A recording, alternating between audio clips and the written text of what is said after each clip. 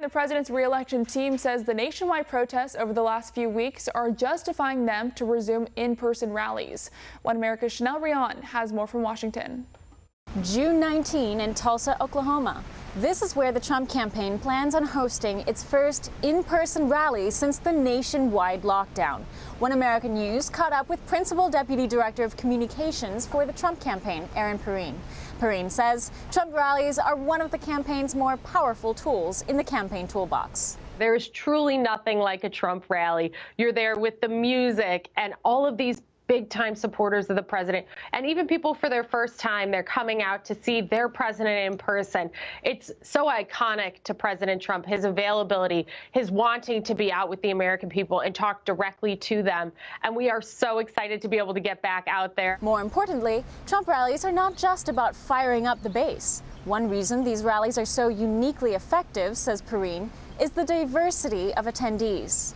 About 20 to 25% of our rally registrants are either Democrats or independents. So it's not even just about the base of Republicans and conservatives. It's about bringing more people into the fold to hear the president's message. And it's a great opportunity for him to get past the fake news and go straight to the American people. As we go into this, are there any precautionary measures that the rally will have to impose on attendees? I mean, is the president going to walk on stage and look at a sea of masks? What does this look like exactly?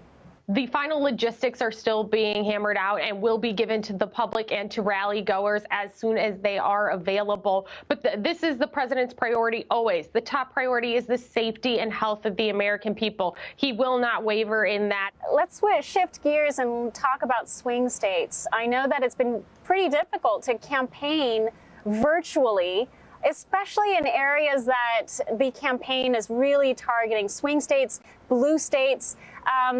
When 2016 rolled around, President Trump's pro-America, pro-manufacturing message really resonated with states like Pennsylvania and Michigan. These are traditionally blue states. How is that messaging comparing now, especially as Joe Biden becomes the Democratic nominee? When you talk about states like Pennsylvania, our message is clear. President Trump is pro-America and America first.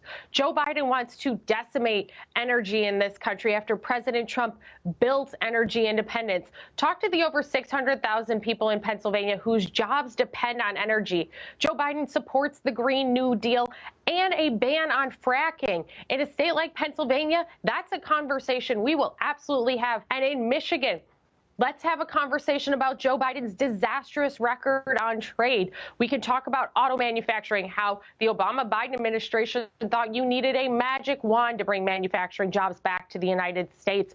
And President Trump actually did it. We can talk about NAFTA and how that shipped jobs overseas and outside of the United States, when President Trump has first and foremost protected American jobs, whether it was on the phone, on our campaign app, on our nightly broadcast, or now as we begin to switch to back into in-person events. The contrast is clear. Joe Biden's got a 40-some-odd-year record of putting himself, putting China first, putting everybody but the American people first. And President Trump remains laser focused on America.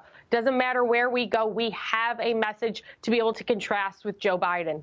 After the Oklahoma rally on June 19th, the campaign plans on the subsequent rallies to take place in North Carolina, Florida, and Arizona.